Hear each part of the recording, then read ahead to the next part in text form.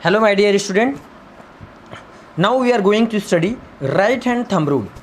कि right hand thumb rule हमारा क्या है। तो देखो, ये राइट हैंड थंब रूल और स्क्रू रूल ये दोनों जो है सेम टाइप का होता है। ठीक है, जो स्क्रू रूल है और राइट हैंड थंब रूल है वो सेम टाइप से काम करता है वो भी, लेकिन स्क्रू रूल कौन सा, क्लॉकवाइज वाला।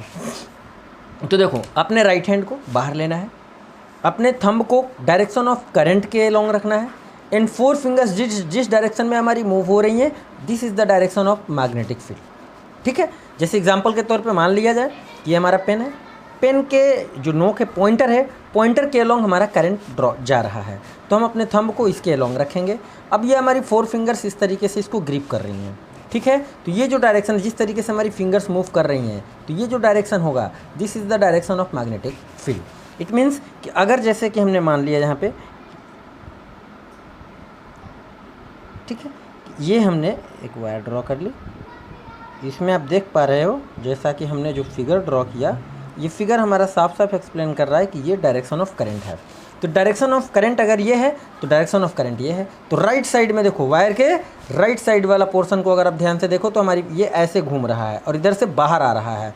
तो इस तरफ हमारा जो मैग्नेटिक फील्ड हो जाएगा वो क्रॉस में हो जाएगा, और इस तरफ जो मैग्नेटिक फील्ड हो जाएगा ये आउटवर्ड हो जाएगा। यानी ये जो लाइन हमने सर्कुलर बनाया, ये डायरेक्शन ऑफ मैग्नेटिक फील्ड, और ये कैसे होगा, कंसेंट्रिक सर्कल्स के फॉर्म में होता है। ठीक है, यानी पास में अगर कोई पॉइंट है तो स्ट्रेंथ ज़्यादा होगा, जैसे जैसे वायर से डिस्टेंस बढ़ते जाएगा मैग्नेटिक फील्ड की स्ट्रेंथ कम होता जाता है। ठीक है, तो करंट कैरिंग वायर के लिए how to find the direction of magnetic field by using right hand rule, ये मैंने अभी आपको एक्सप्लेन कर दिया। तो बहुत आसान है, आसानी से आप इसे समझ सकते हो, निकाल सकते हो।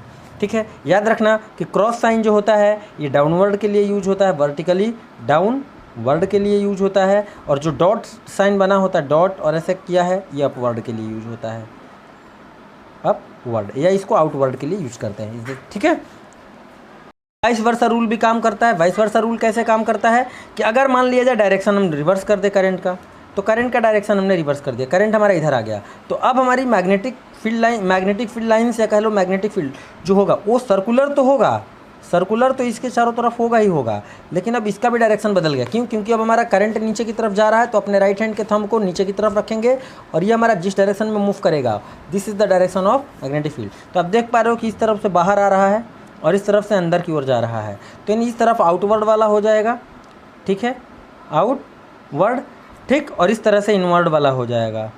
ठीक है, प्लेन ऑफ पेपर के, तो ये आउटवर्ड और ये प्लेन ऑफ पेपर के इनवर्ड, इस तरीके से जब हमारा करंट है। तो दूसरी इसमें वाइस वर्सा रूल भी एक और काम करता है। कैसे कि अगर मान लिया जाए कि करंट हमारा कुछ इस तरीके से फ्लो कर रहा हो, किस तरफ से बाहर आ रहा हो और इस तरफ से करंट अंदर जा रहा हो, यानी ये डायरेक्शन ऑफ करंट है, तो जो हमारी मैग्नेटिक फील्ड होगी सेंटर पर, यानी इस जो सर्कुलर लूप हमने बनाया इसके जो सेंटर पर मैग्नेटिक फील्ड होगी वो सीधा स्ट्रेट होगी।